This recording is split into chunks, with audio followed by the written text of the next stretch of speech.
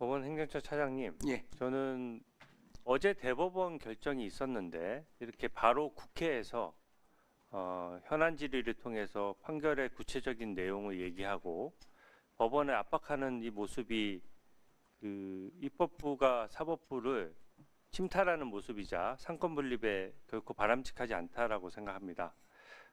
그래서 재판 관련된 것은 제가 그냥 원칙론만 몇 가지 말씀드리겠습니다.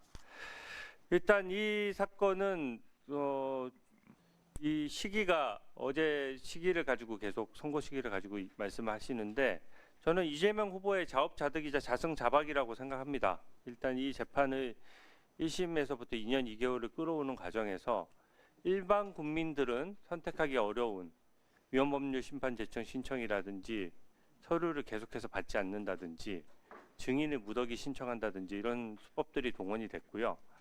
그렇기 때문에 지금 어떻게 보면 1년에 끝났어야 될 재판이 길어지면서 그 비정상을 정상으로 돌리는 과정이라고 생각합니다.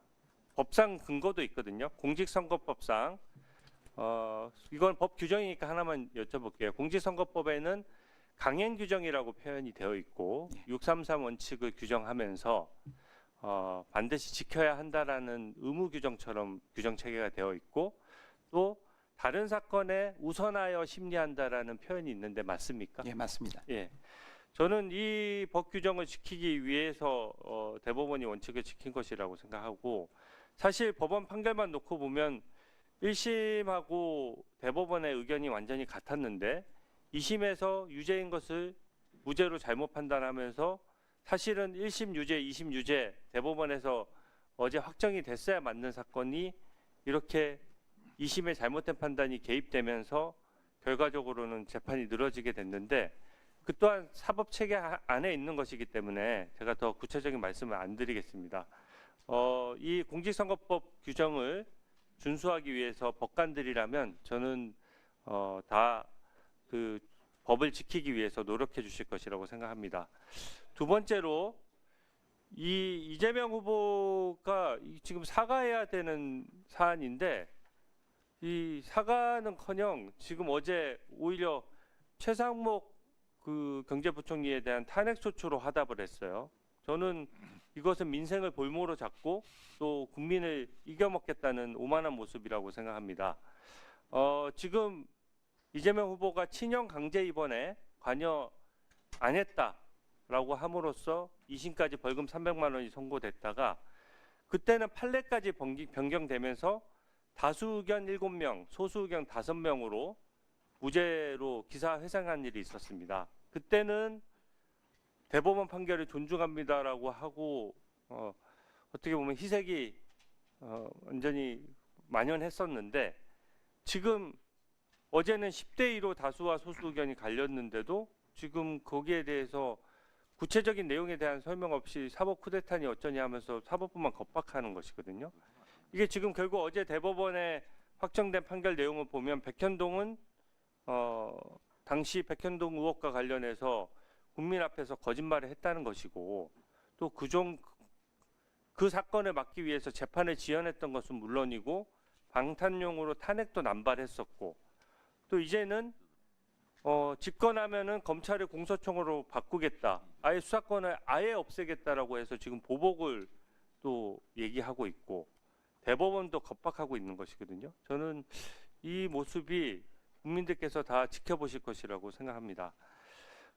또 이제는 급기야 오늘은 또 셀프 사면용으로 대통령 되면 재판 멈춘다는 법안도 제출하겠다라고 하고 또 공직선거법을 이거 지금 현재 재판 중인 정치인들도 많은데 벌금 100만 원에 벌금 1000만 원으로 상향하겠다는 법안을 이미 민주당에서 발의를 해놨고요.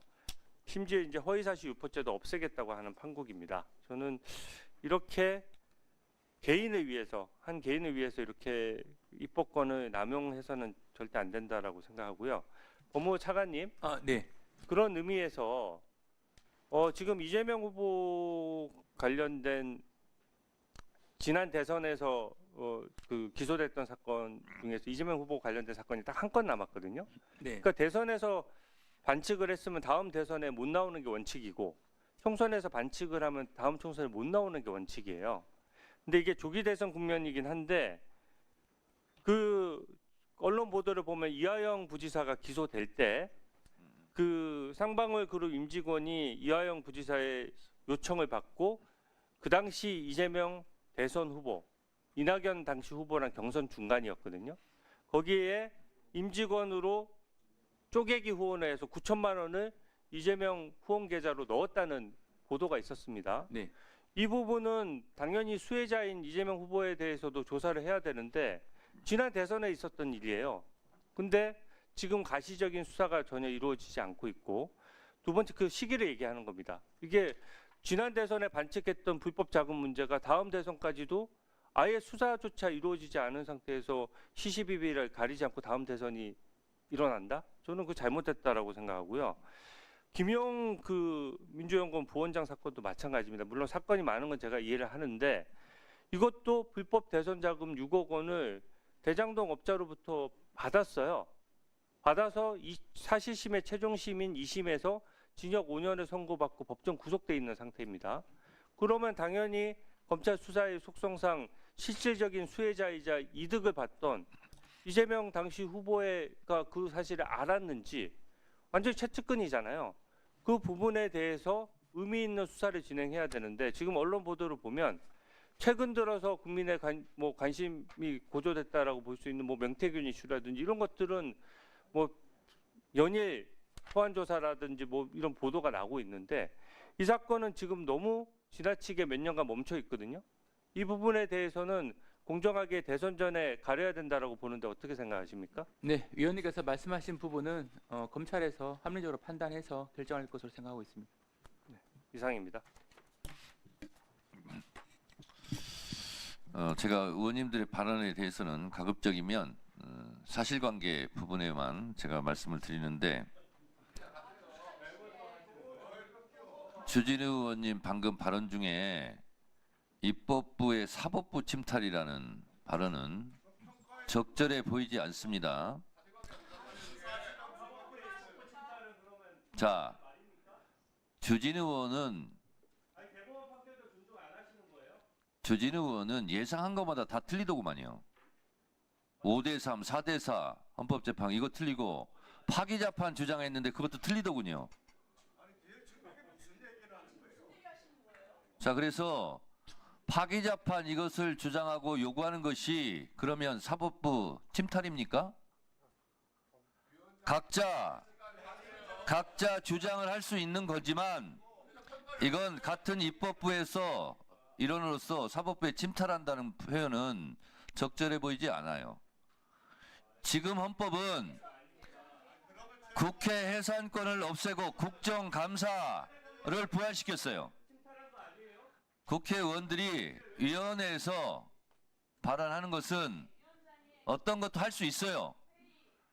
주진우 의원이 파기자판이라는 말로 사법부에 압력을 넣는 것에 대해서 할 수 있어요.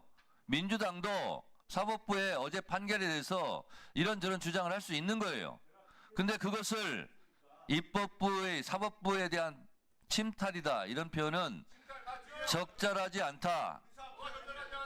곽규택 의원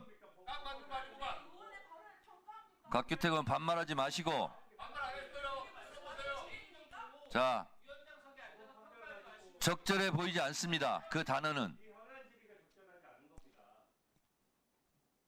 제가 국회법도 다 살펴보고 했는데